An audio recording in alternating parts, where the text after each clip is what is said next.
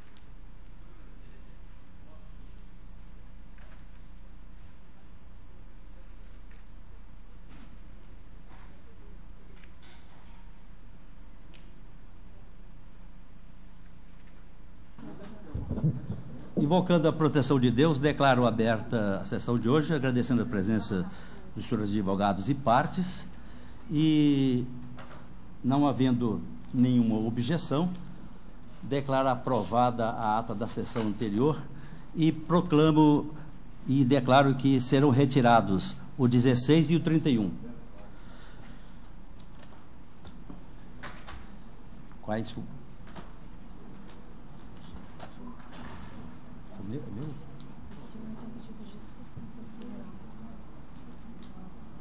Certo. Hã? Sim, mas não é esse caso não, né? Anuncio de minha relatoria o 39 da pauta.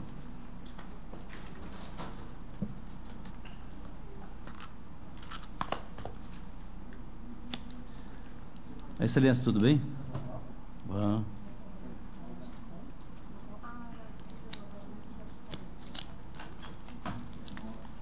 Trinta e nove.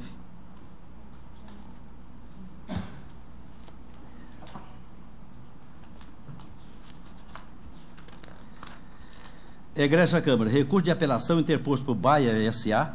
contra a sentença proferida pelo juiz de direito da primeira vara civil da comarca de Campo Novo do Parecis, que julgou parcialmente procedente o pedido formulado na ação de indenização número 55/2004, para o fim de declarar a inexigibilidade dos débitos referentes à aquisição dos fungicidas Estratego e Folicur, identificados nas notas fiscais número tal, correspondentes ao percentual da quebra da safra, para servir da safra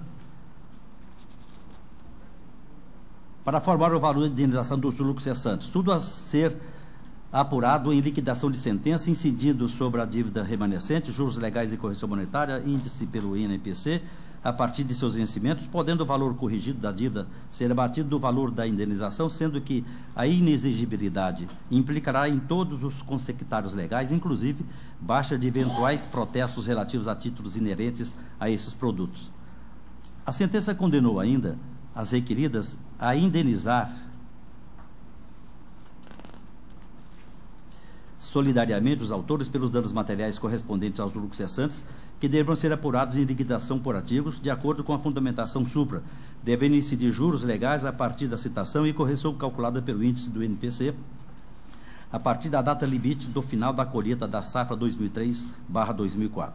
E a título de indenização por danos morais, o valor de R$100 mil a cada um dos requerentes, corrigido monetariamente pelo INPC e acrescido de juros legal de 1% ao mês, incidente desde o arbitramento, ou seja, da data da sentença.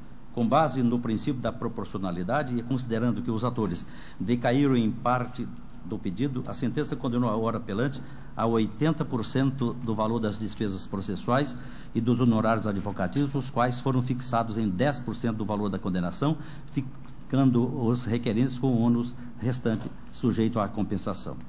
A apenante alega violação aos artigos 2º e 6º inciso 8, ambos do Código de Defesa do Consumidor, em razão da inexistência de relação de consumo e impossibilidade de inversão do ônus da prova. Afirma que os apelados não demonstraram a hipossuficiência técnica ou financeira que pudesse conferir a eles o benefício da inversão do ônus da prova. Assevera a inexistência de responsabilidade objetiva da Bayer, bem como a não incidência do artigo 297, parágrafo único do Código Civil. Defende a improcedência da ação indenizatória em razão da eficácia do estratego para o fim a que se destina, do uso inadequado do produto do estratego pelos apelados, bem como da ausência de prova de danos materiais alegadamente sofridos pelos apelados. Diz que restou demonstrar a culpa exclusiva de terceiro, pois houve aplicação inadequada do produto pelos apelados, destacando que eventual entrega tardia dos fungicidas jamais teria o condão de imputar responsabilidade civil à Bayer. Destaca acerca da inexistência de vício de informação sobre a utilização do produto, pois a bula do estratego continha indicações expressas e claras sobre sua forma de aplicação. Afirma a ausência de comprovação dos danos morais, materiais e morais.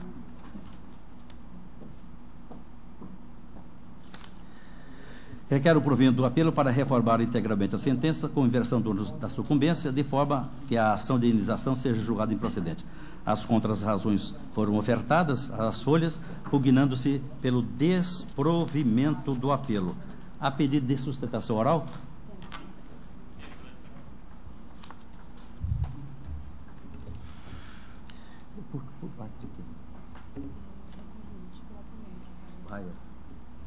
Posso iniciar? Vossa Excelência terá o prazo regimental para a vossa sustentação. Com a palavra. Perfeitamente. Boa tarde a todos. Que gostaria de primeiramente cumprimentar os ilustríssimos desembargadores dessa colenda primeira Câmara Civil do Tribunal de Justiça do Mato Grosso, o desembargador relator Sebastião Barbosa Farias, o desembargador revisor João Ferreira Filho, o desembargador Adilson Polegato e aos demais aqui presentes, e me apresentar como o advogado da apelante Bayer. Excelências, a matéria abordada no recurso ora em julgamento não é nova e é muito conhecida já por esse tribunal. Há muito vem sendo debatida. Trata-se de ação que visa a condenação da Bayer e Oliveira e Jost ao pagamento de indenização por danos materiais e morais pela suposta perda de safra de 2003 e 2004 dos agricultores, produtores da região de Campo Novo do Parecis, pela suposta ineficácia do fungicida Estratego e atraso na entrega do fungicida Folicur, ambos produzidos pela Bayer.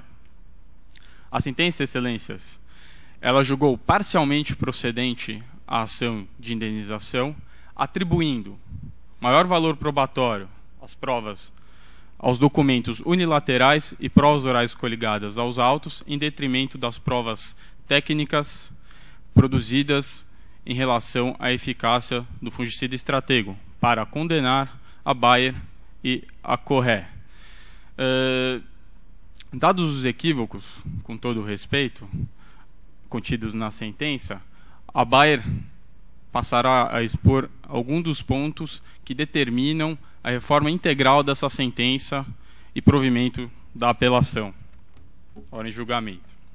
Excelências, a sentença condenou a Bayer e a Corré ao pagamento das indenizações requeridas pelos apelados com fundamento na aplicação das normas do Código de Defesa do Consumidor.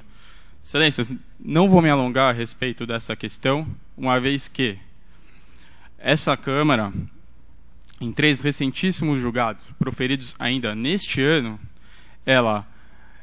proferidos em ações similares à presente, em que agricultores questionam a eficácia do produto Estratego, afastou a aplicação do Código de Defesa do Consumidor aos casos, sob o entendimento de que o produto agrícola foi adquirido como um insumo da atividade profissional desses agricultores.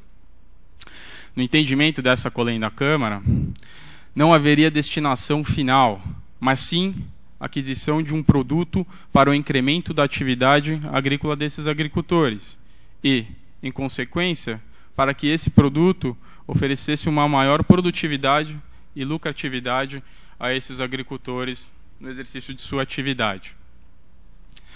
Assim, aplicando as regras ordinárias da legislação civil e processual civil, essa Câmara afastou a responsabilidade civil imputada a Bayer sob o entendimento de que os agricultores, naquelas apelações, naqueles casos, não cumpriram o seu ônus em demonstrar o nexo de causalidade entre os danos supostamente sofridos e a aplicação do fungicida Stratego. Aqui me refiro às apelações civis 146615 de 2012, 146613 de 2012, 146611 de 2012, todas de relatoria do excelentíssimo desembargador Adilson Polegato.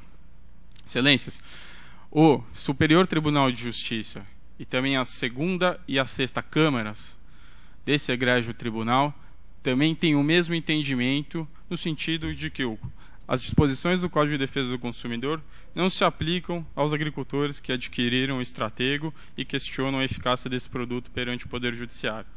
Dessa forma, excelências, deverá ser afastada a aplicação do Código de Defesa do Consumidor ao caso e a inversão do ônus da prova.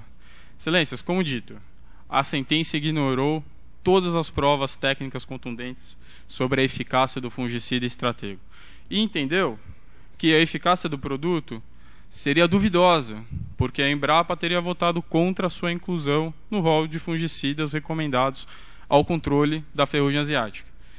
Com todo respeito, excelências, a sentença se equivoca nessa parte, porque, por meio de resposta a ofício expedido em outra demanda judicial, juntado a estes autos, a Bayer demonstrou que a Embrapa, ela recomendava sim o fungicida para o controle da ferrugem asiática. E ele foi incluído no rol de fungicidas indicados a esse controle após a obtenção de seu registro perante o MAPA.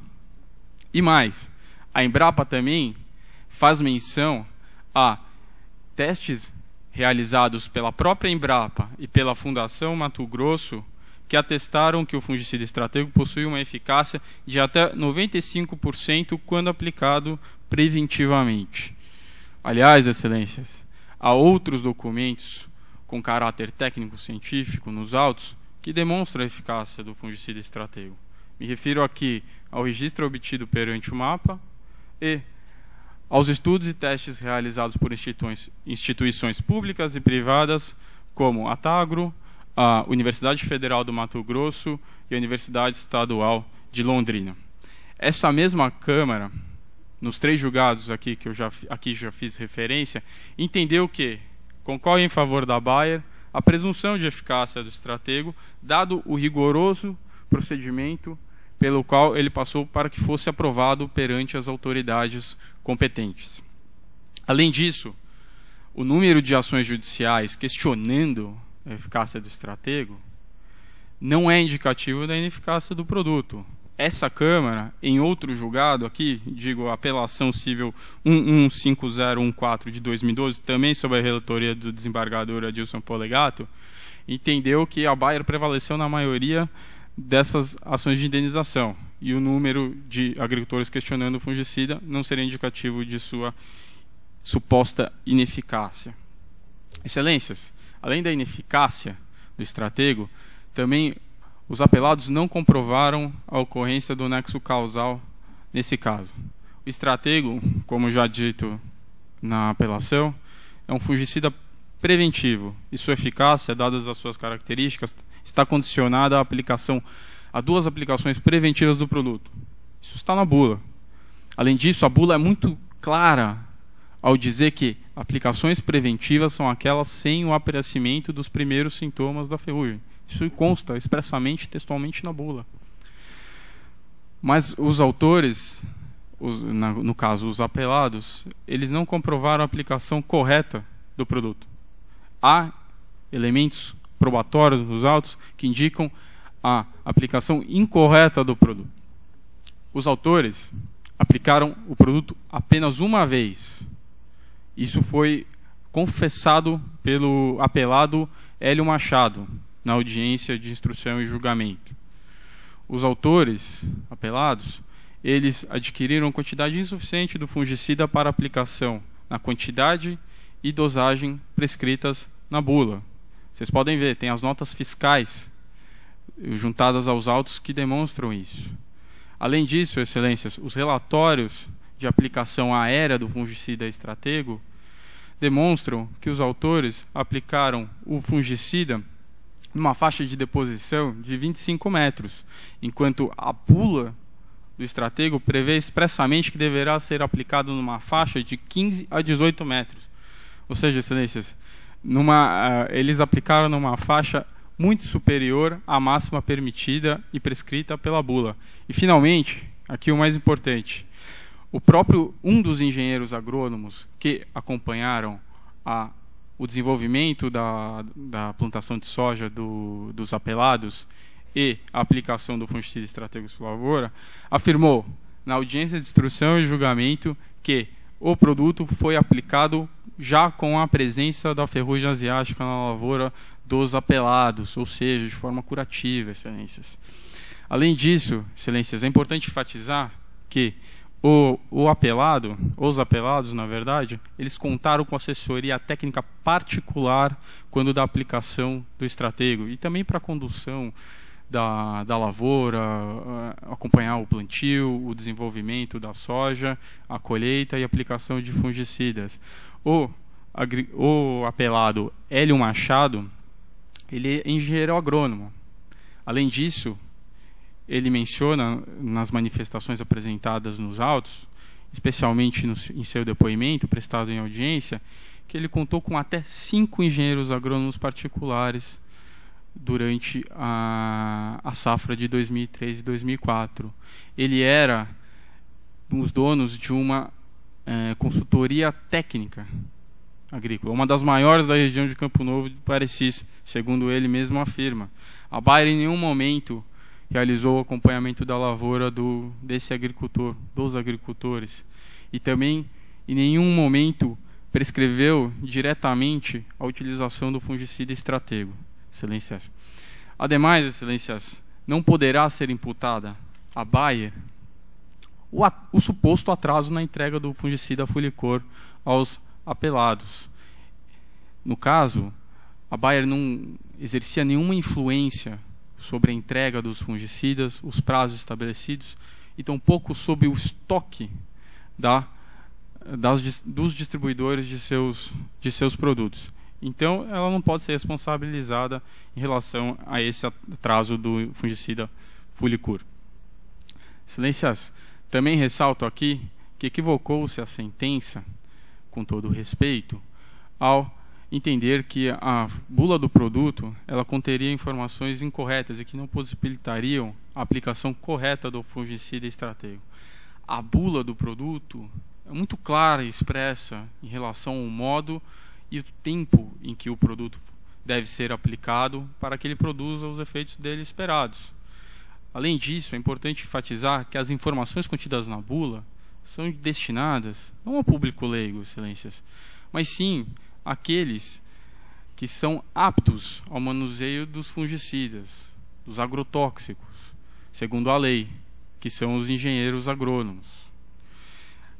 Nos precedentes aqui já citados, excelências, essa Câmara já entendeu que a bula do Stratego permite a correta compreensão do caráter preventivo do fungicida, do momento adequado para sua aplicação e o último estágio de sua eficiência, que me refiro àquelas apelações que já me referi no começo da exposição. Por fim, excelências, também deve ser afastada a responsabilidade civil da Bayer pela ausência de comprovação da ocorrência dos danos materiais e morais a que ela foi condenada. No caso, os apelados eles não produziram nenhuma prova técnica apta sobre a suposta quebra da safra de soja de 2003 e 2004. Eles trouxeram singelos laudos técnicos elaborados por empresas por eles mesmos contratadas e que foram elaborados com base nas declarações unilaterais deles oferecidas. A Bayer não participou da produção desses laudos técnicos contratados pelos apelados. Por fim, excelências, também deve ser afastada a indenização por danos morais. Os danos morais não foram comprovados. E, além disso, o inadimplemento contratual caracterizado pela quebra de safra, por si só, não autoriza a condenação por dano moral, como já tem decidido a jurisprudência dos tribunais pátrios. Em face dessas considerações, excelências, a Bayer ela requer o provimento integral de sua apelação, com a reforma da sentença. Devolvo a palavra a vossas excelências e muito obrigado. Muito obrigado. Em primeiro lugar, fique registrado que, de fato, não é o caso de aplicação do CDC. Eu trago jurisprudência nesse sentido. E digo, diante da não incidência do CDC, inviável também a inversão do ônus da prova. Apesar disso, inclusive, tendo os apelados um aparato técnico para a verificação do produto, especialmente o apelado Hélio Machado dos Santos, que era um dos que arrendava a área para a planta da soja, não há como negar que o produto utilizado foi ineficiente. Afinal, se o produto estratego fosse eficiente como preventivo, não haveria necessidade do produto Folicur curativo, o que ocorreu, pois, segundo constou no depoimento do preposto da própria Bayer, houve uma correria pelo produto Folicur, que, segundo ele, deveria ter sido utilizado quando aparecesse a doença, ferrugem asiática. Em face da ineficiência do produto e da comprovação de que os produtores apelados utilizaram a técnica correta, em tempo correto, pois fizeram apenas uma aplicação do produto preventivo estratego, apenas porque ele não fez efeito, tanto que apareceu a doença, o que inviabilizaria a adoção de uma segunda dosagem do mencionado produto. A situação dos apelados agravou-se ainda mais porque, segundo também o próprio preposto da Bayer confirmou, houve uma grande correria dos produtores afetados pela doença ferrugem asiática nas lavouras de soja 2003-2004, o que ocasionou a deficiência da empresa para o fornecimento do produto curativo. Ora, se a empresa Bayer indicou o produto, inclusive mantendo um laboratório em Campo Novo do Parecis para monitorar a lavoura com exames de folhagem, ela é responsável pelos resultados negativos experimentados pelos seus clientes diretos. No caso, são os produtores rurais, que, diga-se de passagem, não são os proprietários da área plantada, mas apenas da lavoura. Em razão disso, verifico sim a responsabilidade da Bayer, bem como o dever de indenizar, uma vez que caberia a ela informar, prevenir, acompanhar e procurar dar toda a assistência técnica após o aparecimento da doença. Nesse sentido, transcrevo, depois de fazer a leitura, a sentença nesse sentido. E digo, assim entendo escorreita a sentença, e me baseio preponderantemente nela, por isso que eu vou encaminhar-me logo para a conclusão. Assim entendo escorreita a sentença, uma vez que presente os requisitos que demonstram a necessidade de reparação civil, bem como a ocorrência do dano material e dano moral, uma vez que vários prejuízos advieram da conduta da apelante, o que culminou com transtornos significativos, débitos e abalo emocional, que decorreram do fato do não sucesso do produto indicado e tido por eficaz no combate preventivo da ferrugem asiática. Face a essas circunstâncias postas, tenho que a sentença atingiu o seu objetivo, mantendo totalmente o seu dispositivo. Diante de todo o exposto, nego provimento do recurso. É como voto. Como voto, Vossa Excelência? Eu acompanho Vossa Excelência. Também acompanho você. A unanimidade, negar o provimento do recurso, nós temos do voto do relator.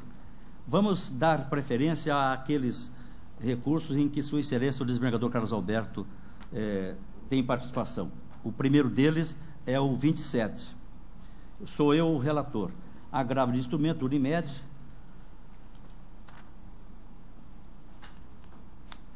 Vou ler a emenda, se for possível. Quem trabalha nós? Compõe a Câmara o relator, que sou eu, desembargador Adilson, e o desembargador Carlos Alberto Alves da Rocha. Agravo de instrumento, execução de sentença, indeferimento de impugnação ao cumprimento de sentença. Você tem pedido de preferência? indeferimento de impugnação ao cumprimento de sentença, deferimento de levantamento dos valores honorários de sucumbência, alegação de ilegitimidade da agravante para efetuar o pagamento, descabimento, acordo celebrado após a sentença, mas que reduziu o percentual dos honorários advocatícios para 10%, ausência de assinatura do advogado no mencionado acordo, validade dos honorários estipulados da sentença, 20%, determinação de bloqueio online dos valores para satisfação do crédito, viabilidade, ausência de ofensa ao artigo 655 do CPC, manutenção da decisão, agravo improvido. Tem alguma dúvida? Então, eu estou desprovendo o agravo. Estão de acordo? De acordo. À unanimidade, desprover o agravo, o recurso nos termos do voto do relator. O último da participação de Sua Excelência, o desembargador Carlos, é o 54. Também não tem que pedir preferência, não, né? Emenda: apelação civil, ação declaratória de inexistência de débito acumulado com indenização por danos morais e materiais, cartão de crédito, ausência de prova do recebimento pelo cliente e da utilização, inscrição indevida dos órgãos de proteção ao crédito, dano moral presumido, manutenção do quanto fixado, observância da razoabilidade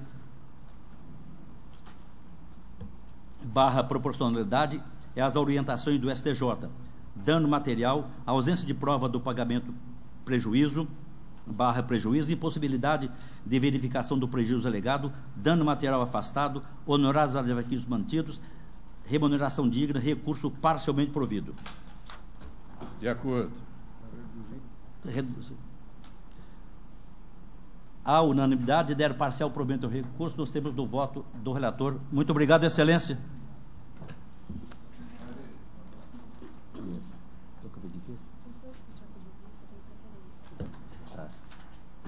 Sim. O número 1 da pauta, eu havia pedido vista e trago o voto. Primeiro, é um voto escrito, desembargador João.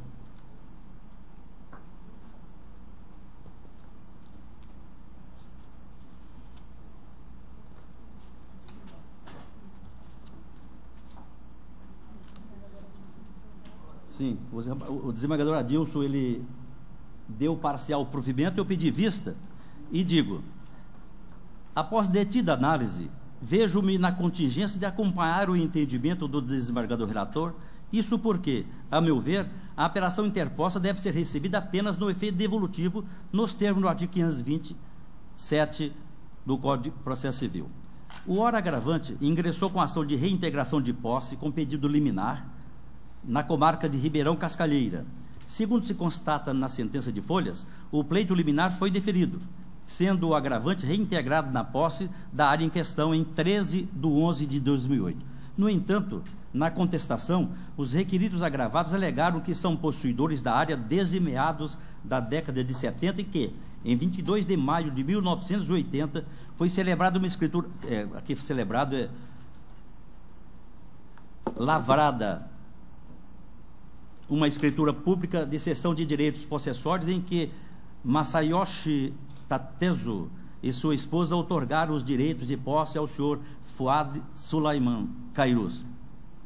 Consta ainda que o agravado ingressou com oposição em face dos agravantes, a qual foi julgada procedente, fazendo constar na sentença que, aspas, a oposição é intentada por aquele que se julga total ou parcialmente senhor da coisa disputada entre as partes em demanda pendente, e sua pretensão é própria, excluindo total ou parcialmente as pretensões dos demais litigantes.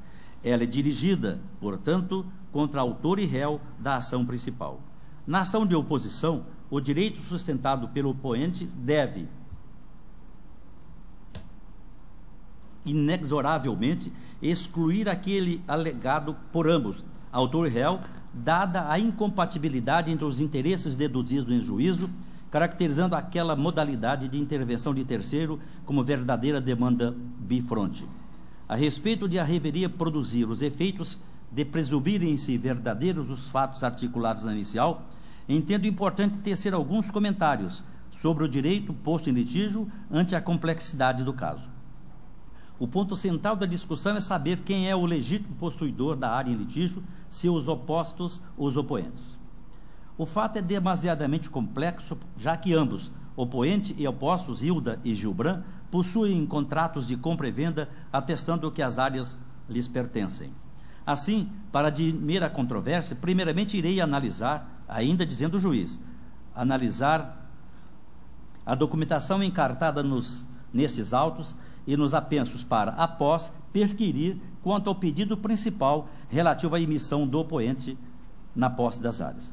O principal fundamento do pedido feito na reintegração de posse está no fato de a oposta Hilda ser proprietária da área.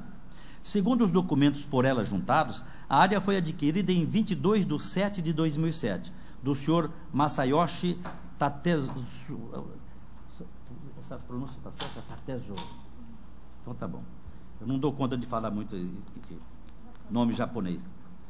E Maria Aldenora Tatezu, nos termos da escritura pública de venda e compra feita em Quinzópolis, município de Santa Mariana, Paraná. Folhas 10. Ocorre que o opoente também afirma que adquiriu a área de terras vindicadas, no entanto, indica como vendedores cessionários os opostos Fuad e Fábio. Segundo o instrumento particular da cessão de posse, feito em 16 de 6 de 2008, os opostos Fuad e Fábio cederam, pelo valor de R$1 milhão, os seguintes imóveis rurais que descrevo a seguir. Que ele descreve a seguir. E continua. O oposto Fuad também comprou a área do senhor Masayoshi, só que em data pretérita, ou seja, em 22 de 5 de 1980. É dono da área e exerce sua posse, conforme a escritura pública de cessão de direitos possessórios, feito no município de São Pedro do Ivaí, comarca de Jandaia do Sul, Paraná, datada de 22 de 5 de 1980. Só por esses documentos já se observa que os opostos Hilda, juntamente com Gilbran, adquiriram de forma irregular a posse da área, para não dizer ilícita. O documento de folhas 42 deixa claro que, na data de 18 de 9 de 2002, foi revogada a designação do cartorário Fernando Lopes Bussi Filho, responsável pela serventia de Irerê, comarca de Londrina, também no Paraná, em decorrência das inúmeras irregularidades cometidas. O motivo da revogação está expresso na decisão proferida pelo magistrado Mauro Henrique Ventrini Ticianelli, que pela importância transcreve-se o trecho. Com efeito, depois de regularizada a titularidade da serventia, o presente procedimento passou a receber inúmeras denúncias e pedidos de providências relativas às irregularidades ou impropriedades supostamente praticadas pela serventia, evidentemente no período anterior à revogação da designação, expedientes que foram recebidos e, na medida do possível, esclarecidos. A maciça maioria relativa ao desaparecimento de alguns livros de registro de procuração e instrumentos de subestabelecimento, causando grande desconforto e danos ao patrimônio de terceiros. Fechados. Continua o juiz. Ocorre que, mesmo após a revogação da designação do cartório, os opostos Hilda e Gibran conseguiram fazer procurações no referido cartório, conforme se vê as folhas 88/89, autos 387/9 de 2011. Procurações essas que foram feitas e datadas em data posterior à revogação da designação, ou seja, na data de 22 de 7 de 2003, quase um ano depois do cartório de Irerê ter sido fechado. Aqui o juiz aponta as folhas. A situação é tão grave que o oposto Gilbran, quando da suposta compra dos imóveis, era o procurador dos antigos proprietários da área, quais sejam Masayoshi e esposa, que, diga-se, há quase 20 anos já tinham vendido para o oposto Fuad, que, por sua vez, vendeu para o opoente. Causa estranheza que, na mesma data, 22 de 7 de 2003, a oposta Hilda outorgou procuração para o oposto Gilbran, na serventia distrital de Quinzópolis, município de Santa Mariana, no Paraná. Essa coincidência indica possível falsidade na procuração apresentada pelo Sr. Gilbran, já que, conforme o documento de folhas 34, oriundo do primeiro serviço notarial de Apucarana, no Paraná, o Sr. Masayoshi outorgou procuração para o oposto Fuad adquirir sua área. Essas particularidades demonstram que a procuração apresentada pelo oposto Gilbran tem grande propensão de ser falsa. Outro indicador da falsidade é que o oposto Gilbran possui vínculo de parentesco com os opostos Fuad e Fábio, já que possuem o mesmo sobrenome, tendo maquinado essa ideia para prejudicá-los. Soa estranho que, em nenhum momento, os opostos Hilda e Gilbran se insurgiram contra o senhor Masayoshi por ter outorgado procurações e vendido a área para duas pessoas distintas, demonstrando que a suposta procuração por ele passada é inexistente, decorrente de falsidade.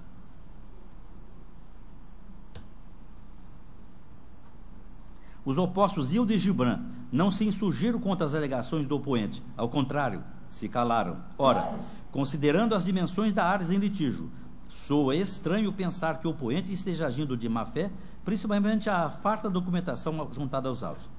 A despeito de não ter tido qualquer resistência quanto às afirmações do oponente quanto à falsidade dos documentos, não irei afirmar de plano sobre a falsidade documental, por não ser este o meio próprio para sua discussão, mesmo diante dos indícios veementes de sua ocorrência.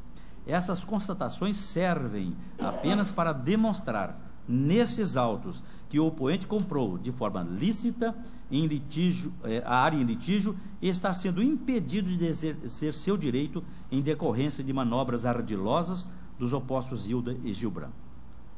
Eu vou deixar de fazer leitura, que demanda muito mais tempo, é sempre nesse sentido para demonstrar, segundo o juiz, as veementes possibilidades de manobras não republicanas para inviabilizar a fruição da área por terceiros. Aí eu digo, com tal fundamentação, o magistrado da Cor julgou totalmente procedente a oposição e determinou em caráter liminar a imediata emissão do oponente, ora agravado, na posse dos imóveis. O magistrado asseverou que a parte autora adquiriu a área de forma fraudulenta, em conluio com terceiros, de modo que não considerou preenchidos os requisitos autorizadores da tutela possessória. Assim, julgou totalmente procedente a ação possessória. Diante de tal sentença, o órgão agravante interpôs a apelação civil, a qual foi recebida somente no efeito devolutivo. Ato contínuo foi interposto o presente agravo de instrumento, cuja intenção é atribuir ao apelo ambos os efeitos. Como já havia antecipado no começo do voto, acompanho o entendimento exposto pelo emendo relator, pois, no caso, é pertinente a aplicação do artigo 527 do Código de Processo Civil. Nesse sentido, manifesto plena concordância com a jurisprudência trazida pelo relator, apontando recente precedente do Superior Tribunal de Justiça. Deixa eu fazer a leitura porque ele já o fez.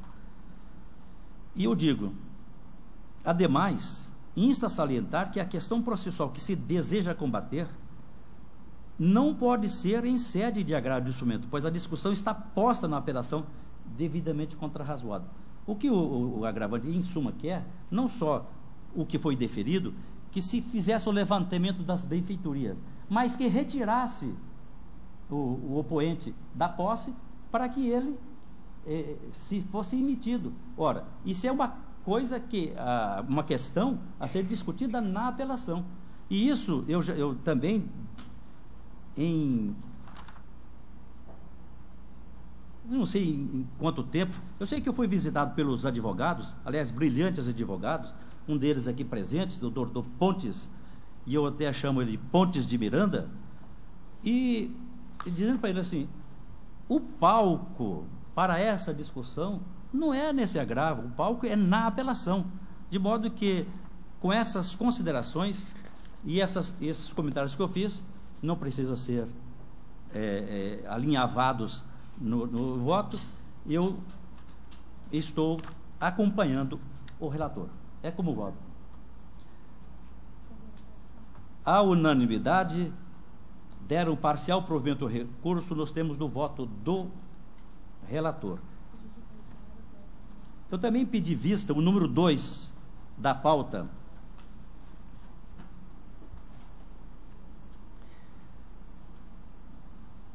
Na qualidade de revisor, pedi vista dos autos para melhor análise da matéria.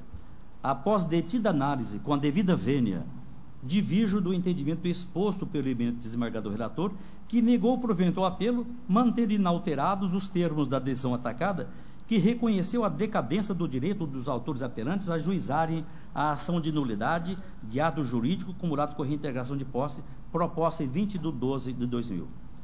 O motivo da divergência reside no fato de que não se trata de uma simples ação de nulidade de ato jurídico, mas sim de pretensão de desconstituição de ato em razão da conduta criminosa e ilícita praticada por Takashi Murata.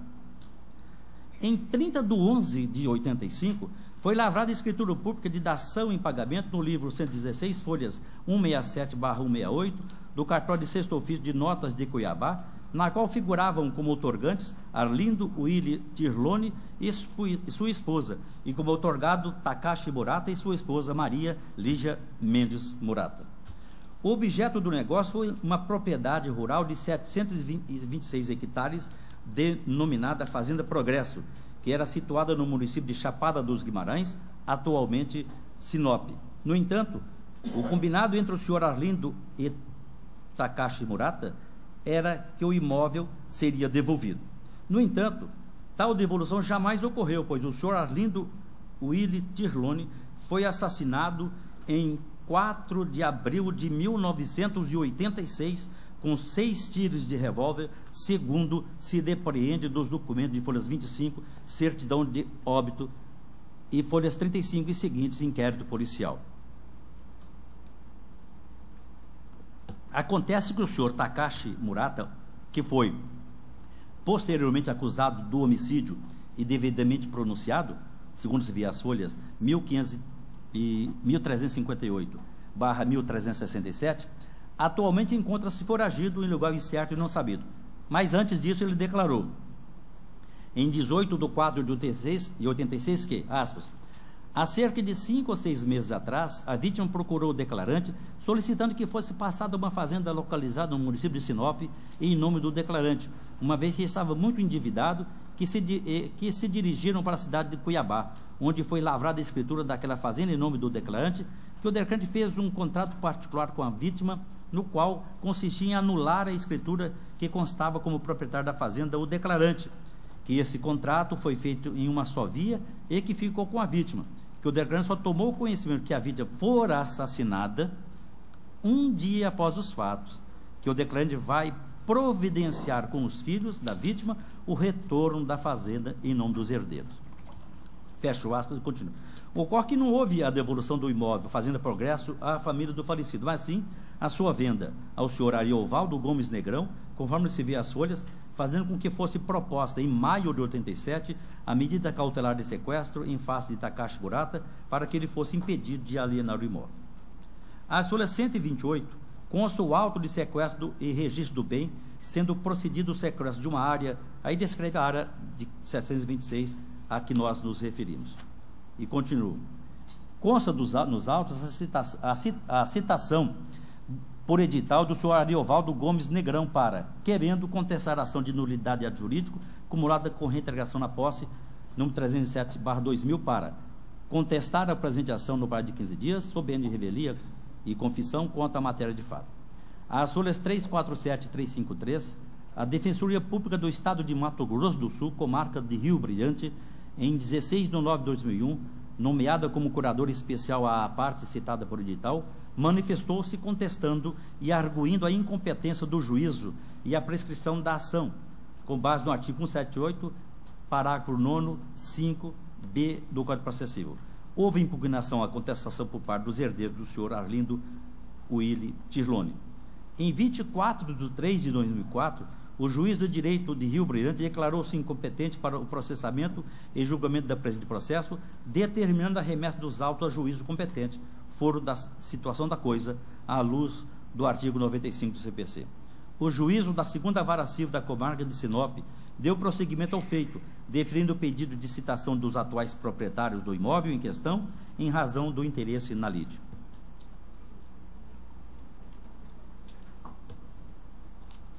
E após a contestação apresentada, sentenciou o feito em 19 de nove de 2013, reconhecendo a decadência nos termos do artigo 178, parágrafo 9º, 5b do Código Civil de 1916.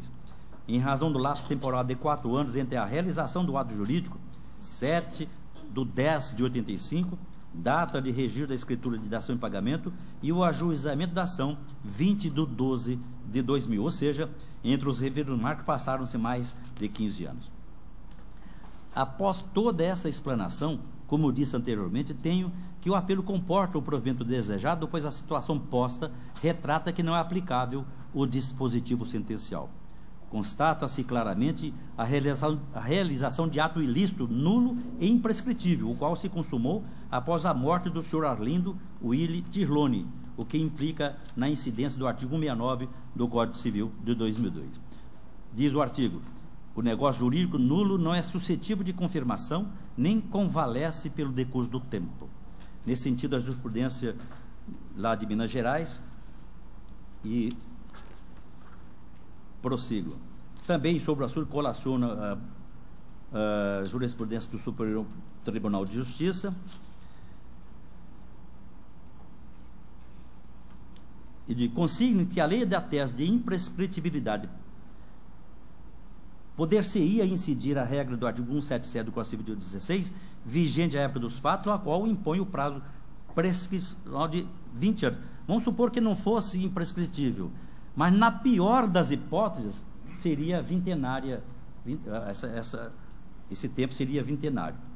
E entendo a vida propositura da ação de nulidade, pouco mais de 15 anos após o negócio jurídico que se busca anular, impôs registrar que não ocorreu o lapso prescricional. Repita-se, mesmo se fosse possível abstrair a imprescritibilidade acima mencionada. Trago a propósito uma jurisprudência, deixa eu ver se são uma ou duas daqui, duas jurisprudências desse egrégio tribunal, uma da relatoria de Sua Excelência, o desembargador Orlando de Almeida Perry, e outra de Sua Excelência, a desembargadora Marilce Andrade Adário, que naquela época ainda era juíza convocada ao Pinguim.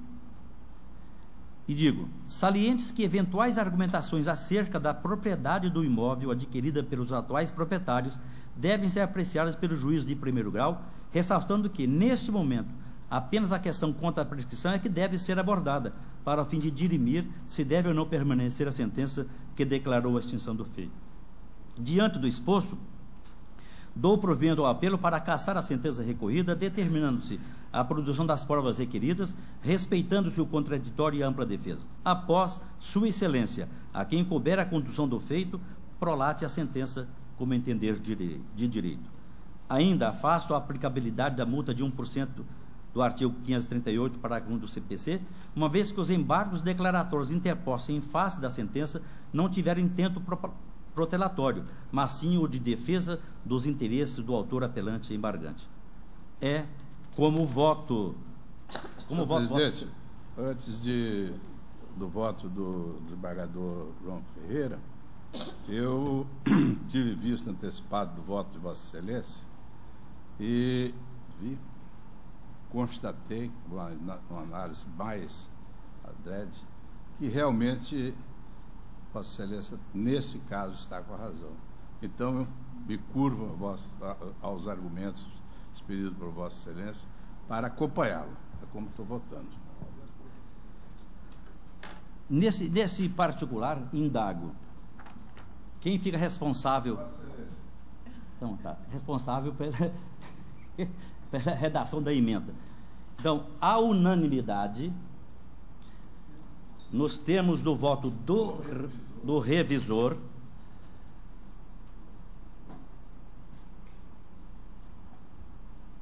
prover o recurso.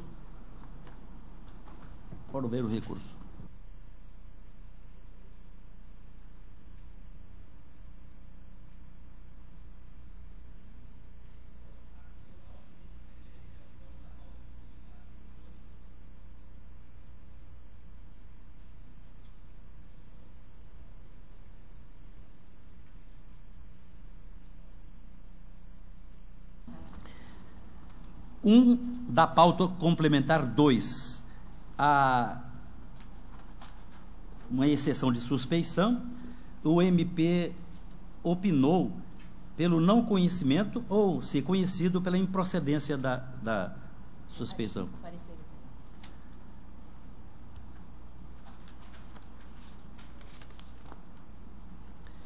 Egregia Câmara, exceção de suspeição oposta por Edgar Donizete Pacheco da Silva, em face da excelentíssima senhora doutora Viviane Brito Rabelo. Eu não vou pronunciar a outra parte do nome dela, que eu não dou conta, porque esse aqui é alemão. É isso aí. Juíza de direito com fundamento no artigo 135.5 do CPC. O recipiente arguiu a suspeição da magistrada pelo fato de ter a excepta, sem tomar as devidas cautelas de estilo, determinada a inclusão do recipiente no polo passivo da ação de cumprimento de sentença, numeração única, número tal. Noticia que o recipiente ingressou com embargos de terceiro nos autos da ação de execução movida por José Wilson Farias dos Santos contra a executada Televisão Bororos Limitada, porquanto o recipiente se retirou da empresa executada há mais de 9 anos, sendo que os respectivos embargos foram julgados extintos, sem resolução do mérito, sob o fundamento de que o recipiente não tinha interesse recursal, já que era parte na ação principal. Ainda, relata que no dia 28 de fevereiro de 2014, a excepta deu o recipiente por citado em razão da apresentação dos citados embargos de terceiro. Aduz que as decisões da magistrada não são corriqueiras e, portanto, não restam dúvidas acerca da suspeição da magistrada para atuar na ação e nos processos em que envolve o recipiente. Requer o acolhimento da exceção de suspeição, julgando-a procedente com o necessário afastamento da magistrada da causa. Adota a Procuradoria-Geral de Justiça, por meio do parecer da lavra do Dr. Mauro Delfino César, opina pelo não conhecimento da exceção e, ser conhecida, pela improcedência, e nós já vimos, Sua Excelência, a Procuradora aqui presente, já ratificou. Proceda ao voto. Como relatado, cuida-se de exceção de suspeição oposta por Edgar Donizete Pacheco da Silva, em face da excelentíssima senhora doutora Viviane Brito Rabelo. Malgrado a argumentação expendida pelo recipiente, resta claro que o incidente processual em questão não merece acolhimento. Isso porque almeja o recipiente o reconhecimento da suspeição da magistrada, sem que houvesse a comprovação de nenhum interesse dela em favor de uma das partes da causa. Para que a exceção de suspeição seja julgada procedente, com o consequente afastamento da magistrada da direção do processo, tem-se por imprescindível a produção de provas irrefutáveis do alegado, não bastando meras cogitações de parcialidade. Trago a doutrina nesse sentido do mestre Humberto Teodoro Júnior. Deixa eu fazer a leitura, porque eu acredito ser já de conhecimento de Vossas Excelências. Também trago nesse sentido, simples fato de discordar da decisão da magistrada não serve para acolher o fundamento da presente exceção. Não há nos autos qualquer comprovação que a magistrada tenha interesse na causa. Dessa forma, a exceção se fundamentou em decisões que não foram favoráveis ao recipiente. Aí eu transcrevo o que ela decidiu aqui, peço permissão para não proceder à leitura e continuo. Em razão disso, não vejo presentes os requisitos previstos no artigo 135 do Código de Processo Civil, de modo que impertinente o pedido formulado na presente exceção. Trago aqui o parecer, deixo fazer a leitura. Conclui-se, então, que não existe causa patente que sustente o pedido da suspeição da magistrada nos termos do artigo 135 do Código de Processo Civil. E, ao fim e ao cabo, eu julgo improcedente a presente sessão de suspeição. Como vota Vossa Excelência? De acordo. À unanimidade, julgar improcedente a exceção de suspeição nos termos do voto do relator e em consonância com o parecer ministerial.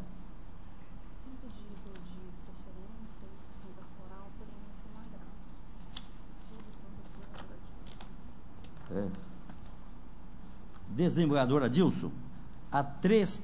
Aqui, mas isso aqui pode ser julgado concomitantemente? Há com pedido de sustentação oral, digo a Vossa Excelência que são 2 apelações e um agravo de instrumento. Naqueles em que é possível a sustentação, Sua Excelência, o advogado, fará. Como eu tenho certeza de que ele é o operante, ao fazer um omelete, ele necessariamente vai ter que instalar os ovos da galinha para mexer. Se ele adentrar o mérito, ainda que sem o desejar, a gente vai relevando, mas eu vou fazer a leitura dos... Vossa Excelência que é o relator, graças a Deus. Bem, senhor presidente, egrégia Câmara, inicialmente eu cuido do agravo do instrumento 5415 de 2014 da comarca de Feliz Natal.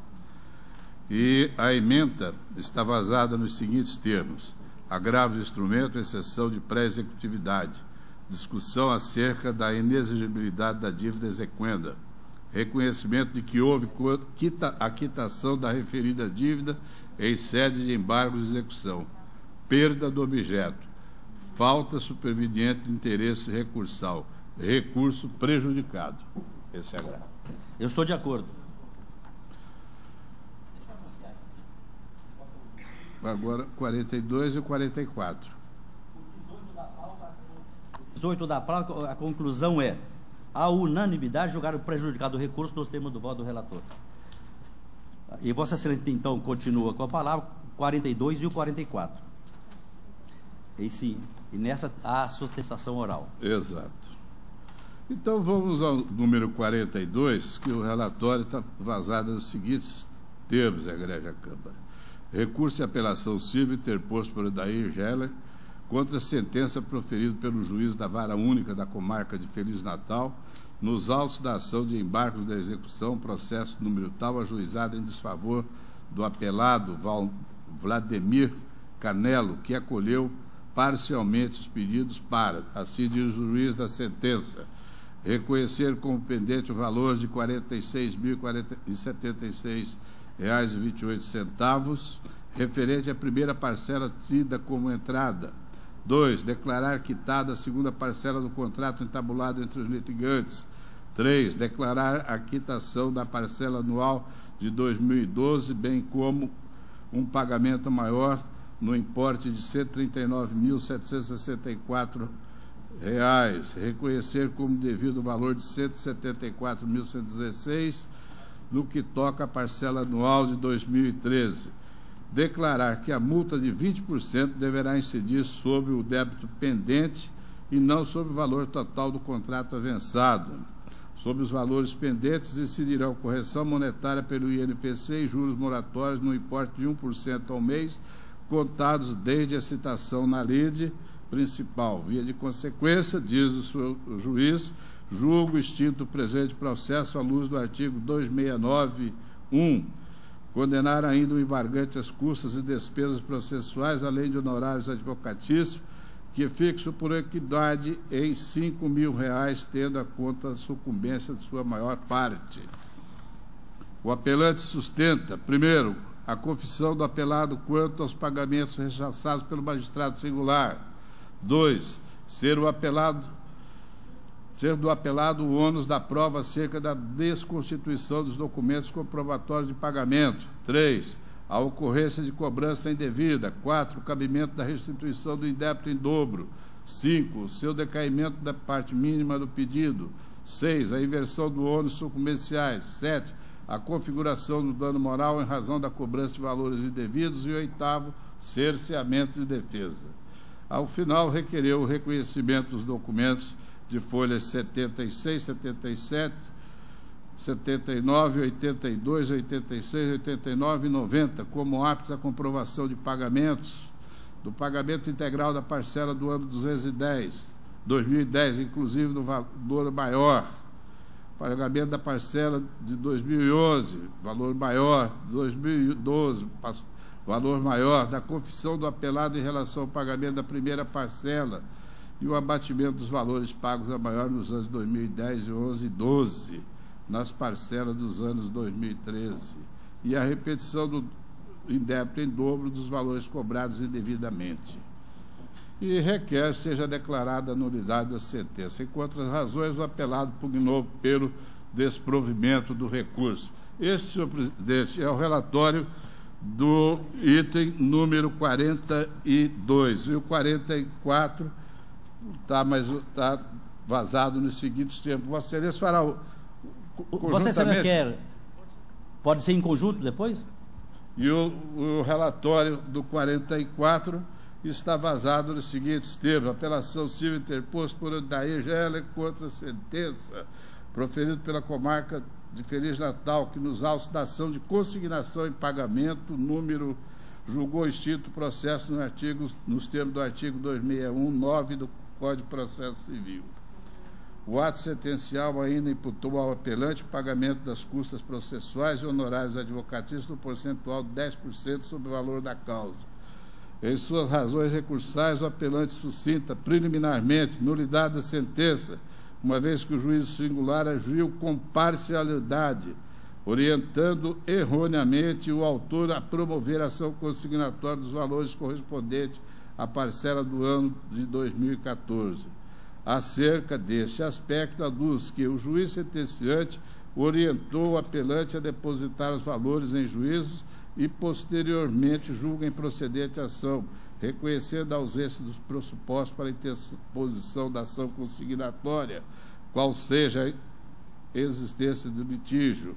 Determinou o levantamento do valor em controvérsia e, o mais absurdo, sequer liberou parcialmente o devedor da obrigação. Nesse contexto, afirma que o juiz sentenciante demonstrou interesse no processamento da lide em favor do requerido, ora apelado. Sustenta ainda cerceamento de defesa, porquanto a sentença fora proferida no prazo da impugnação à contestação, sem aguardar o lapso do prazo para réplica. Do mérito, alega que desde a celebração da avença está adimplindo parcialmente as parcelas condicionadas, sendo que todas as parcelas do ano de 2013 foram pagas, além de efetuar o pagamento parcial do quanto no vencimento. Menciona que, diante da discussão existente acerca do pagamento parcial da parcela do ano de 2014, há necessidade de consignar em juízo o valor que entende devido a fim de elidir os efeitos da mora. E finaliza... pede a julgada procedente a apresentação. Em contra-razões, ele pede o desprovimento do recurso. São os relatórios, senhor presidente, da apelação pautado às folhas ao número 42 e 44 dos autos. Vossa Excelência tem o prazo regimental e, nessa altura, penso ser em dobro, mas espero que o senhor gaste apenas o relativo a 1 para a sua sustentação oral. Seremos sucintos. Boa tarde a todos, sempre uma alegria estar presente nessa primeira colenda da Câmara. Peço vênia para fazer os cumprimentos ao nosso presidente, desembargador Sebastião Barbosa Farias, relator, desembargador Adilson Polegato, e o primeiro vogal, desembargador João Ferreira Filho, procuradora de Justiça, colegas advogados aqui presentes, serventuários. Bom, inicialmente, na ação de embargos à execução, uns fatos um tanto estranhos acontecem em Feliz Natal. Isso é corriqueiro, né? Interposto embargos à execução, os embargos à execução, antes de serem autuados, antes de irem concluso para despacho inicial, pois que havia um pedido liminar, porque havia averbações premonitórias em várias matrículas, o ilustre colega que atua na execução nos embargos faz carga dos autos antes da conclusão, devolve os autos com contestação, os autos vão conclusos e voltam com sentença. Então, só o início como aconteceu no tramitar desses embargos à execução. Interposto, então, embargos declaratórios para fazer as vestes de impugnação, pois que ali foi anexados documentos com aqueles embargos declaratórios. E por isso que teve também exceção de suspeição, que essa Câmara, enfim, rejeitou. E lá na consignatória a gente rejeita, traz em preliminar. Mas adentrando agora a sentença, o magistrado vem na sentença e reconhece os recibos de pagamento. São depósitos em conta bancária, são pagamentos antecipados. Houve uma compra e venda em 2010 de um imóvel rural, e essas parcelas, começaram a ser feitos pagamentos antecipados, através de veículo Hilux, através de depósito antecipado, através de entrega de um prédio comercial em Lucas do Rio Verde, que abateu-se sacas de soja em cada pagamento. E assim vinham sendo feitos os pagamentos, né? Sempre abatendo, sempre adiantando. Por isso que nos embargos a gente pede a imputação em pagamento e o reconhecimento, inclusive, decreta ser abatido nas parcelas subsequentes. Mas o que ocorreu? Nos embargos, na impugnação dos embargos, na contestação, ele vem e impugna o recibo de folhas 88, que é objeto da apelação do adverso. E no recibo de folhas 88, ele expressamente, ele dá quitação à parcela, ele tem o nome do devedor, tem o tempo e o lugar do pagamento e a assinatura do credor. Ele não impugna nenhum momento a assinatura, ele não traz nenhuma arguição de coação, nada. Esse recibo, que seria então a matéria controvertida, o magistrado ou validou, entre outros recibos. E o que soou um tanto equivocado foi que os documentos, assim disse o magistrado na sentença peço vênias, né? Os documentos encartados das folhas 76, 77, 79, 82, 86, 89, 90, 94 e 97, abre aspas, não se prestam fim colimado, pois que não traduz eventuais pagamentos realizados por terceiros ou em favor de terceiros. Quem são esses terceiros? O pai do cliente que foi ao banco e depositou. Então, quando você vai e faz o depósito acima de 4.999, a pessoa que ali comparece no banco tem que ser identificado, norma do Banco Central. Então, identificou que foi o pai do senhor Odair Geller que fez aquele depósito. É um comprovante de depósito em conta bancária. E quem é o terceiro recebedor de alguns desses documentos que não foi impugnado pela parte que o magistrado ex officio ou desconsidera? É Vladimir de Melos Carneiro, ME, a empresa do exequente, que inclusive no pagamento inicial no contrato ele indica essa conta bancária para ser feito o pagamento. Alguns dos pagamentos foram feitos em nome dessa empresa, né? Então, por tais motivos que traga o recurso de apelação. A matéria do recurso de apelação, ela é confissão. Na contestação aos embargos ofertada pelo adverso, ele expressamente faz inclusive tabelinha na contestação dele, traz, tal ano eu recebi. Ele traz lá valor, 134.550 em 10 do 4, e assim ele vem com datas e valores, que são esses depósitos que o magistrado ex officio ou desconsiderou. Bom, a execução, ela teve início pleiteando a entrega de 32.249 sacas de soja. O valor da causa foi de 1.580.241.018. E ao final o magistrado reconhece como devido 174.116. Então ali houve um êxito de aproximadamente 90%, só da forma que o magistrado considerou. E mesmo assim ele imputou os ônus processuais ao embargante, né?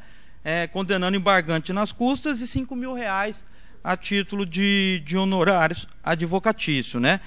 De todas as formas, com o reconhecimento ou não do adimplemento total, a declaração ou não, não soa de boa-fé em momento algum alguém fazer uma execução fundada em dívida com 90% paga, como disse o magistrado, ou totalmente pago, inclusive concreto, pagamento a maior, que assim veio acontecendo nesse contrato, e não lhe ser imputado a incidência do 940 do Código Civil. E mais, não soa razoável ou de boa-fé o credor que, mesmo ciente, quando o devedor vai lá e faz a sua defesa judicial, junto os recibos de pagamento, com a assinatura do credor, ou depósito em sua conta e ele persiste naquela cobrança indevida.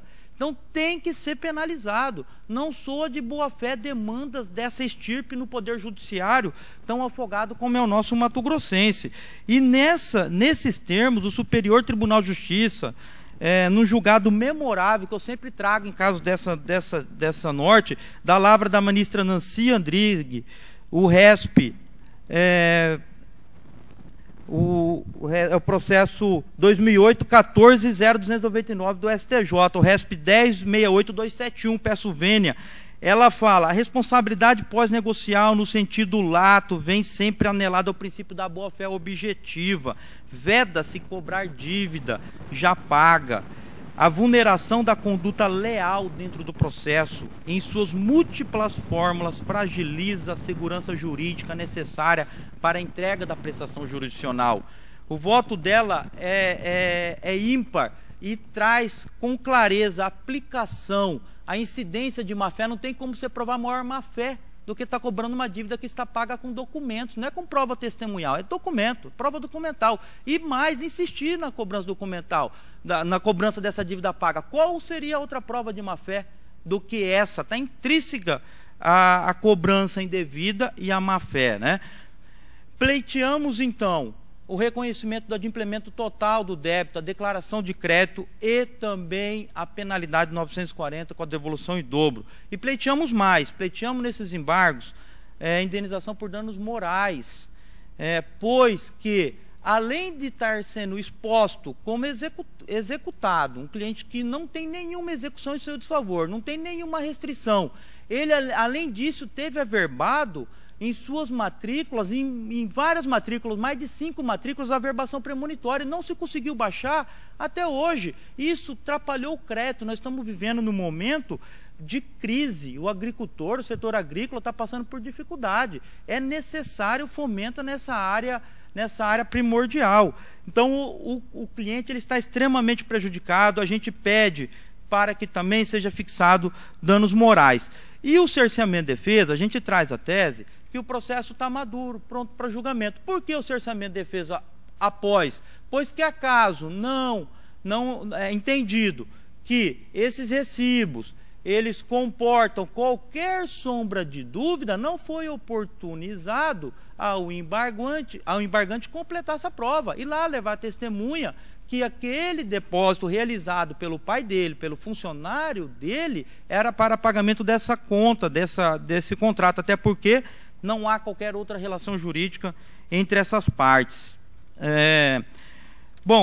Então a gente roga que nesse recurso, nos embargos, seja dado total provimento e faça um pedido, e se possível, ilustre presidente, que transcreva em notas taquigráficas para que seja, na fixação dos honorários, percebi que nas razões do recurso de apelação a gente pede para condenar ele nos honorários sucumbenciais, mas a gente não pede o quanto. Então a gente pede para que, no mínimo, essa colenda da Câmara fixe em 10% do êxito obtido. Veja que só com a sentença houve um êxito de 90% da cobrança indevida. A caso provido, vai ter o êxito total. A dívida estava totalmente paga. Então a gente pede para que também fixe os honorários em valores condizentes com o trabalho. Bom, a consignatória interposta... Momento. Com relação a esse pedido, atenda-se ao pleito do advogado para consignar. Bom, em relação ao outro recurso de apelação civil, da consignatória em pagamento, houve também uma exceção de suspeição, pois que viemos a tomar conhecimento que, infelizmente, o magistrado atendeu a parte e orientou a parte a depositar em juízo, certo? Mas essa exceção foi julgada por essa Câmara, foi rejeitada. A consignatória ela foi realizada, pois que houve o reconhecimento de 90% do pagamento ali, houve uma declaração de crédito. E nós estamos pleiteando nesse recurso que vai ser julgado agora conjunto, que seja reconhecido o total adimplemento. Então, essa diferença de 100 e poucos mil reais que foi ali declarado como débito, foi depositado em juízo a título de caução. E a diferença da parcela, ela foi depositada, liberando a parcela subsequente que nós estamos falando, né? Por que isso? Porque não era razoável que o cliente pagasse a integralidade da próxima parcela se ele está pleiteando o reconhecimento de todos os pagamentos que ele fez e a imputação em pagamento. E, nesse sentido, a colenda quinta Câmara desse tribunal, no julgamento da apelação civil 2654 de 2013, que foi julgado em 2/4 de 2014, ela aplica justamente isso. O magistrado, quando ele for julgar a consignatória em pagamento, ele fala, já julguei, já não existe mais litígio. Aquele litígio, ou seja, seria cumpra ou não cumpra. Não, o litígio não se findou, não transitou julgado, ainda está em trâmite no Poder Judiciário. Então, aquele débito, sim, é objeto de litígio. Não é razoável que ele pague para depois ir pelas vias ordinárias percorrer o pagamento, ou não é razoável que ele retenha o pagamento e corra o risco de ser executado novamente, ou, quiçá, o revés do entendimento judicial, aqui ou futuro, ou até em ações rescisórias, ele quer o quê? Que os valores que ele deve, veja, a integralidade, até o que ele está pleiteando para imputar em pagamento, que ele deposita, ao final, seja lhe devolvida a caução, e a caso reconhecido, seja devolvido aquele valor a ele, e o que é a diferença, que seja liberado ao credor. Então, a Quinta Câmara Civil, em análise a um caso análogo, ela consignou que o motivo relevante, ajuizamento pretérito de ação de execução ainda em trâmite e litígio sobre escrituração do imóvel, demonstração de boa-fé do devedor. Aí ela dá provimento e versão da sucumbência, decisão reformada, provimento. Então é com esses fundamentos que a gente pede o provimento também da consignatória, tendo em vista a razoabilidade. Não havia outro caminho ao apelante a não ser se livrar do risco. Essa é a verdade.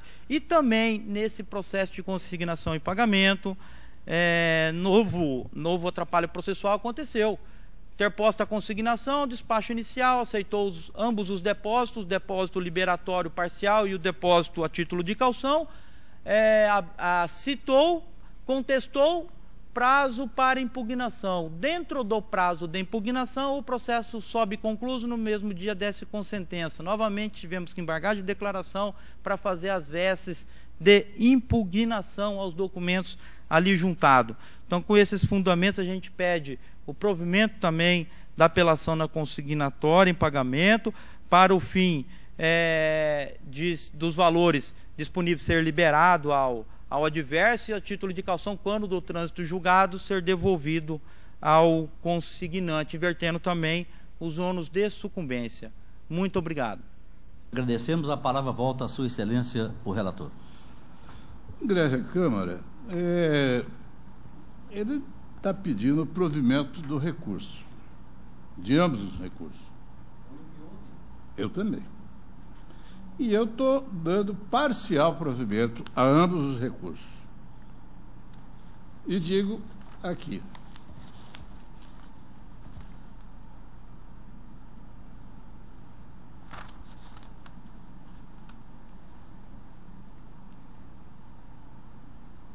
não restou comprovada a má-fé do apelado, bem como não há qualquer lesão aos direitos da personalidade do apelante, motivo pelo qual entendo que, nesse ponto, a sentença de primeiro grau deve ser mantida. Certo? Então, em ambos, a conclusão é esta: parcial provimento. Não obstante a brilhante participação do advogado, eu acompanho Vossa Excelência. Visto. Proclamo que julgamentos adiados em face do pedido de vista do vogal. Presidente, só um esclarecimento. Eu aguardo. Permissão de esclarecimento. Foi reconhecido os pagamentos? Foi reconhecido, só não ao 940. Obrigado. Eu gostaria que Vossa Excelência permanecesse no recinto, porque nós estávamos pretendendo uma homenagem à Sua Excelência, o desembargador Adilson, no final da sessão, mas nós temos a experiência de que, quando nós estamos chegando ao fim, não tem ninguém mais para assistir. De modo que eu convoquei os servidores, os servidores do meu gabinete e do gabinete dele, para estar aqui. Eu peço aos senhores advogados e partes que permaneçam para que nós valorizemos esse ato. A pedido de Sua Excelência, 2 minutos para ele se recompor emocionalmente. Obrigado.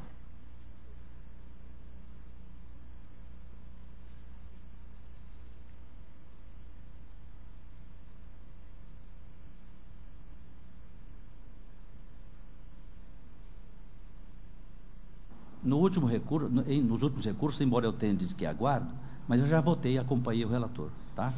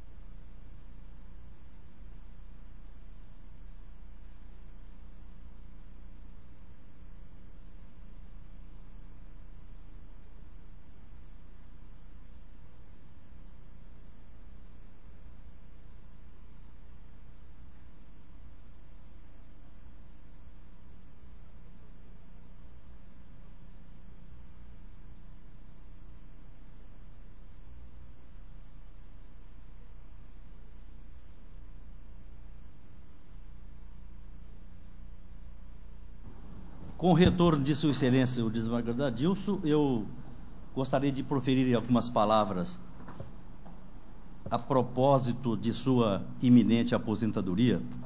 Simples, como simples foi o nosso relacionamento, harmonioso, e eu digo o seguinte: não poderia, em razão dos laços de amizade que nos estreitam, perder essa oportunidade que se faz única, dizer-lhe rapidamente que sua aposentadoria nos deixará, tenho convicção disto, um pouco mais pobres.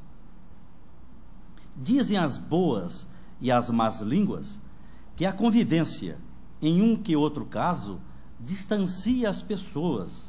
No entanto, nossa convivência, semeada no dia a dia de trabalho, teve o condão de nos aproximar, permitindo que trocássemos experiências, que repartíssemos desafios, mas, sobretudo, que comungássemos nossos acertos em favor de uma justiça melhor, mais fraterna e mais humana. Sobre outro dia, agradeço as luzes de meu amigo professor Germano, daqueles ensinamentos que ele coloca na rede, que a palavra probo, isso mesmo, assim é a pronúncia, probo, em seu sentido primeiro, traz esse significado, que brota bem. No avaliar suas idas e vindas por esta casa, chego à conclusão, Adilson, de que muito disso nós o devemos aos que o antecederam. Sua cepa foi das boas, isto é, brotou bem, sortudos fomos os beneficiários. Ouvi de você, certo dia, algo mais ou menos assim, talvez você não se lembre. Não devemos nos envergonhar de nossas decisões, enfrentando a tudo e a todos com galhardia, cabeça alta, mas não empinada, não arrogante. Ficou-me gravado seu recado. Por acaso, no livro de Edgar Morin, intitulado Saberes Globais e Saberes Locais, li uma passagem do índio Marcos Terena. De pronto, veio-me a lembrança o que você me havia dito. Vamos a ela. Porque os passarinhos cantam, para que possamos ouvi-los e levantar os olhos para vê-los e admirá-los. Esse Criador, continua Marcos Terena, é sabido, é poderoso e forte, porque não quer que andemos de cabeça para baixo. Concordo, é bem isso, na linha do que você me dizia. Não sou poeta, nem tenho pretensões de que um dia venha a ser. Se sou alguma coisa, sou meio metido a cantante, cantando mais que tudo as belezas do dom da vida. De fato, é lindo viver, em especial ao lado de pessoas à sua feição, Adilson. Não sendo poeta, faço meu o soneto do desembargador João Antônio Neto, a quem muito admiro. É um tema que nos diz muito de perto, justiça. Vem, portanto, a calhar. Privilegio 2 versos que me recordam aquilo que o identifica, Adilson. Voltando-se a Deus, enfatiza o poeta. Creio em ti, muito mais do que imagina quem não vê minha essência genuína. Vejamos o soneto em seu todo. Justiça. Se temo às vezes a sentença humana, não temo, bom Deus, o teu rigor. Se a mão da vida pode ser tirana, da tua mão só pode vir amor. No meu contentamento e em minha dor, de alma reta e viril, de alma leviana, por mais que tudo seja enganador, tua justiça não me desengana. Creio em ti, muito mais do que imagina quem não vê minha essência genuína e apenas vê meu rosto e meu olhar. Mas estou certo que hás de compreender o mal que às vezes fiz sem desejar e o bem que nunca fiz por não poder. Fecho aspas e continuo. É isso, meu abraço, irmão, e meu obrigado por tudo. Que Deus o proteja e igualmente aos seus. Franqueio a palavra a quem dela quiser fazer uso. Senhor presidente, eu gostaria de falar brevemente. Na última sessão das câmaras cíveis reunidas, o ilustre representante do Ministério do procurador Edmilson lembrou uma figura que costuma se fazer a respeito da experiência, que ela é uma lanterna acesa na polpa da embarcação, na parte de trás. Ou seja, para quem está singrando o rio, de nada vai adiantar aquela luz acesa atrás. Aliás, esse é o título de uma obra de um ilustre mato-grossense chamado Roberto Campos, senador Roberto Campos, que escreveu um livro de memória chamado Lanterna na Popa.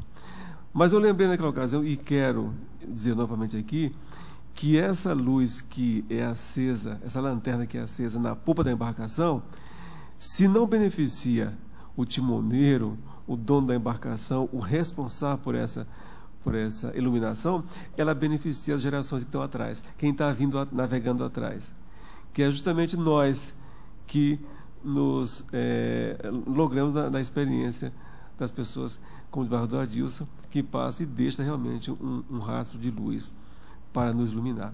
Então eu queria agradecer ao desembargador Adilson pela, embora breve convivência que nós tivemos aqui, mas que foi muito enriquecedora e luminosa, e que ele sabe que aqui no tribunal ele terá amigos, julgadores como ele foi, imparciais, probos, corretos, mas amigos que vão sempre recebê-lo com um grande abraço e com muita alegria. Obrigado.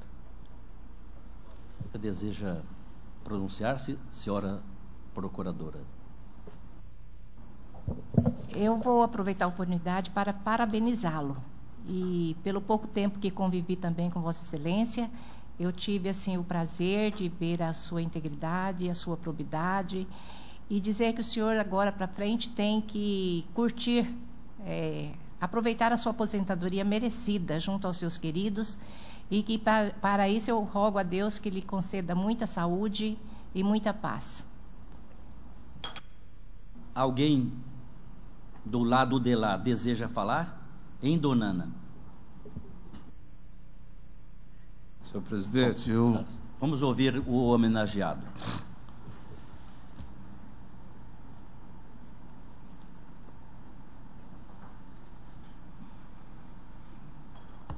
Como é bom viver entre amigos. Como é bom estar entre amigos. Como é bom ter os senhores como amigos. Essa breve passagem aqui foi para mim de uma alegria muito grande. Eu fechei o círculo da minha carreira. E recordo de quando comecei há 30 anos atrás, lá na longínqua cidade de Colíder, cheio de vida, cheio de ilusão. E devo dizer a Vossas Excelências, aos senhores advogados, aos preclaros companheiros de gabinete, que esta convivência e este andar me faz feliz. Me faz feliz porque vou para casa, vou para perto dos meus, ver os meus netos crescerem, pois os meus filhos eu não vi. E quero pedir desculpa aos senhores advogados que, se alguma das vezes não foram atingidos como merecem, me perdoem, também sou humano, tenho erro. E aos servidores, todos os servidores, tanto do gabinete como aqui da secretaria, os meus mais sinceros agradecimentos pela paciência que tiveram comigo, pelo muito que me ajudaram. E a você, Ana,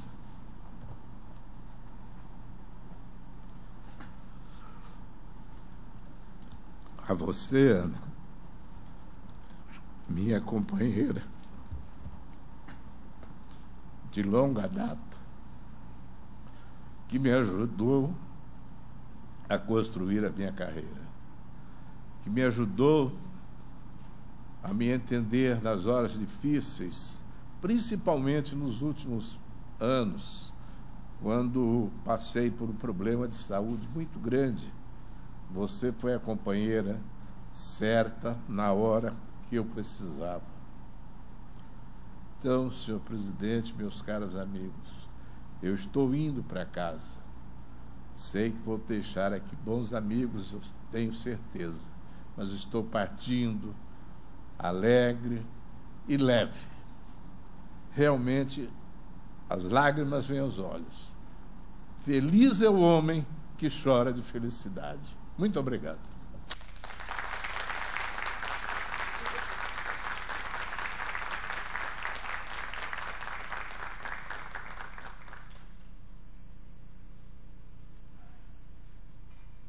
Continuemos então, né?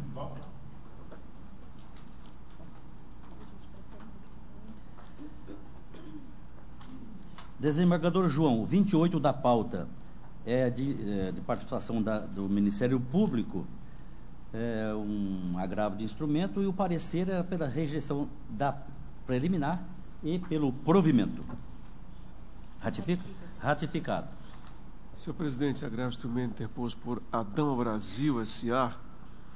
contra a decisão proferida pela juíza de direito da 2ª Vara de Primavera do Leste, que nos autos da ação de recuperação judicial, ajuizada pelas agravadas Costa e Vieira Limitada e Unisagro Participações Limitada, homologou o plano de recuperação judicial. A agravante sustenta que, em virtude das várias suspensões da Assembleia Geral dos Credores, alguns destes restaram impossibilitados de votar e que as alterações realizadas supervenientemente ao plano inicial visaram a beneficiar única e propositadamente a credora com garantia real, Latin America Export Finance Fund Limitada, etc., não sei se é essa a pronúncia, cujo voto foi decisivo para a aprovação da última versão do plano de recuperação, já que ela era credora de mais de 36 milhões de reais, com a finalidade de manipular o resultado da liberação assemblear, fazendo com que aquela gozasse de condição inaplicável aos demais credores, qual seja o direito a 70% do produto líquido resultado do valor da venda de 2 imóveis e do penhor constituído sobre ativos, enquanto ela, credora quirografária e outros credores com garantia real, inclusive, sofrerão moratória e ou deságio absurdos. Afirma que a ausência de certidões negativas de débito junto às fazendas públicas deveria ter impedido a homologação do plano e que, além disso, não foi analisada efetivamente a viabilidade ou não da recuperação das agravadas. Pede, pois, a reforma da decisão, que homologou o plano, sem pleitear, no entanto, a decretação da falência das agravadas. A adesão de Florestais admitiu a interposição recursal por instrumento, mas indeferiu o pleito de suspensão dos efeitos da decisão agravada. A juíza não prestou as informações requisitadas. Nas contrarrazões de folha, as agravadas suscitam preliminar de intempestividade do recurso, pois, contra a decisão agravada, foram opostos embargos de declaração, foram interpostos embargos de declaração por outros credores ainda pendentes de julgamento, e, no mérito, combate os fundamentos do recurso. Acerca da diferenciação traçada em relação à Latin America, afirma que ela visou exclusivamente o beneficiamento da recuperação judicial, uma vez que permitiu que as agravadas vendessem os imóveis e os ativos empenhados, levantando recursos necessários tanto para a continuação das atividades das recuperandas, quanto para a liquidação da dívida, permitindo que criasse fluxo de caixa capaz de manter a condução das atividades empresariais, ressaltando que tais imóveis e ativos já eram de propriedade da Latin America por conta da hipoteca do penhor, e ainda que sempre agiu de boa-fé, tanto que informaram nos autos na Assembleia Geral a negociação tratada diretamente para com aquela credora com garantia real. Pede, portanto, o não conhecimento do recurso, alternativamente, pugna pelo desprovimento dele. A douta Procuradora-Geral de Justiça opina pela rejeição da preliminar e pelo provimento do recurso, que já foi ratificado o parecer. A credora Monsanto Brasil Limitada, que nem sequer figura como recorrente ou recorrida nesse instrumento recursal, manifestou-se pedindo o desprovimento do recurso, argumentando que o recurso da agravante não pode derruir o plano recuperacional aprovado pelos demais credores e defendendo a decisão assemblear. É o relatório. Não tem atenção, né?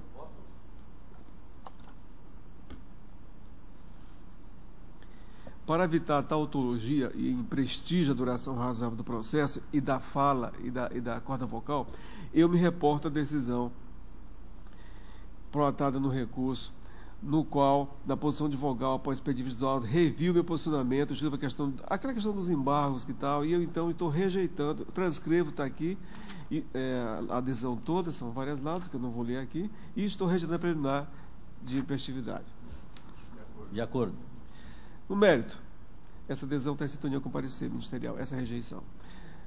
O primeiro plano de recuperação judicial, datado do dia 8 de 10 de 2014, aí eu cito todas as folhas, senhor presidente, onde estão as peças mencionadas, foi alterado substancialmente com discriminação injustificável ou ao menos obscura, sob a desculpa de divergência de créditos apresentados pelos credores e, por isso, de necessidade de reelaboração da lista de credores, as agravadas pediram aditamento do plano no dia 4 de dezembro de 2014, para apresentar o plano de folhas tais, datado do dia 5 de 12 de 2014. Fato impossível, afinal, foi entregue ao juízo, como já dito, no dia 4 de 12 de 2014,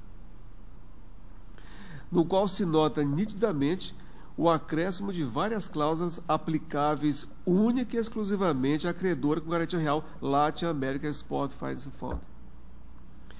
Isso tudo porque esta e as agravadas teriam firmado instrumento particular de transação no dia 2 de 12 de 2014.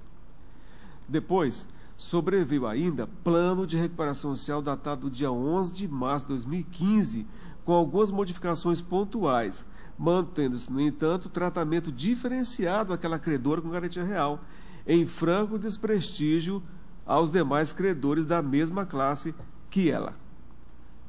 No caso específico da Latin America, observe que seu crédito, detalhado na primeira relação de credores apresentada em juízo e nas demais listas juntadas aos autos, folhas 473, 60, eu pontuo todas elas, é exatamente o mesmo, ou seja, 8 milhões e 300 e poucos dólares, ou 26 milhões e poucos reais, com garantia real, inexistindo qualquer alteração posterior ao início do processo recuperacional. Portanto, de modo que aquelas justificativas inicialmente esboçadas são inaplicáveis à credora com garantia real em questão.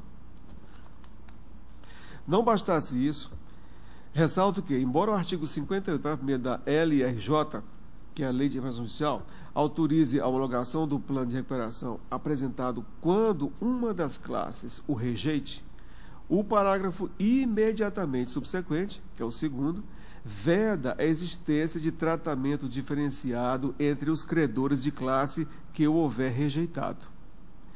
A ata de folhas tais demonstra que, se não contarmos com os votos oriundos de ACC, isso é o aditamento de contrato de câmbio, com impugnação, os credores com garantia real presentes na Assembleia Geral, na maioria, rejeitaram o plano 6-3, sendo que, no entanto, pelo vulto dos respectivos créditos, a aprovação se deu por 36 milhões e pouco versus 9 milhões e pouco.